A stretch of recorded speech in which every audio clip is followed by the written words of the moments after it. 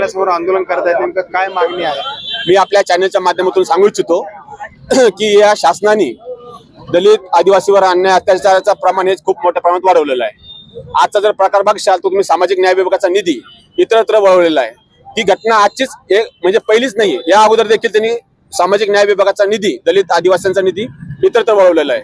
तर आम्ही आज कलेक्टर ऑफिसला रिपब्लिकन सेनेच्या माध्यमातून माननीय आनंद आंबेडकर साहेबांच्या यांच्या आदेशाने औरंगाबाद छत्रपती संभाजी जिल्ह्यामध्ये कलेक्टर ऑफिस कार्यालयासमोर या ठिकाणी आम्ही कपडे काढून, म्हणजे ज्या पद्धतीने तुम्ही आमच्या विकासाचा निधी तुम्ही काढून घेताय त्या पद्धतीने आम्ही आमचं असं म्हणणं आहे की आमचे निधीच नका घेऊ, तर आमचे कपडे घ्या, अंडरवेअर घ्या, बनियान घ्या.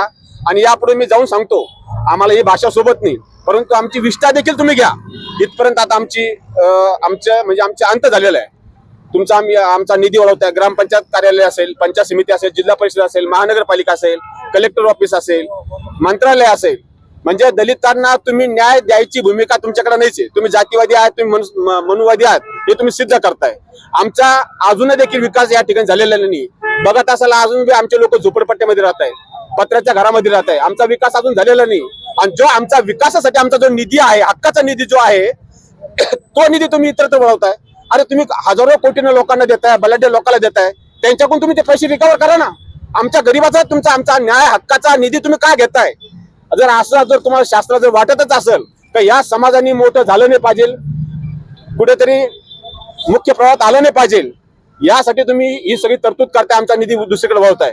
तर आमचं या ठिकाणी आनंद आंबेडकर साहेबांच्या आदेशानुसार आमचं असं म्हणणं आहे की आमचा जो दलित समाज आहे, जो आदिवासी समाज आहे, तुम्ही आमचा निधी घेतच आहे, तर आमचे कपडे पण घ्या, अंडरवेअर घ्या, बनियान घ्या. तुम्हाला ते जरी कमी पडत असेल तर आमची विष्ठा देखील तुम्ही घ्या, असे आमच्या या ठिकाणी ठामपणे मत आहे. आणि या आंदोलनाच्या माध्यमातून आमची मागणी अशी आहे की देवेंद्र फडणवीस, अजित पवार, एकनाथ शिंदे यांच्यावर दरोडा, आमच्या निधीवर दरोडा टाकल्यामुळे त्यांच्यावर दरोड्याचा गुन्हा आणि ॲट्रॉसिटी ऍक्ट नुसार गुन्हा दाखल झाला पाहिजे.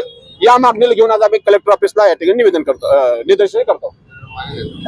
आणि या जर आमच्या गोष्टीचं जर मागण्या मान्य नाही झाल्या आणि आमचा जर निधी वळवणं जर बंद नाही केलं तर संबंध महाराष्ट्रामध्ये आनंद आंबेडकर साहेबांच्या नेतृत्वाखाली मंत्रालयावर मोठा, याच्यापेक्षा हजारो लोकांच्या उपस्थितीमध्ये मोठा मोर्चा आम्ही करणार आहोत.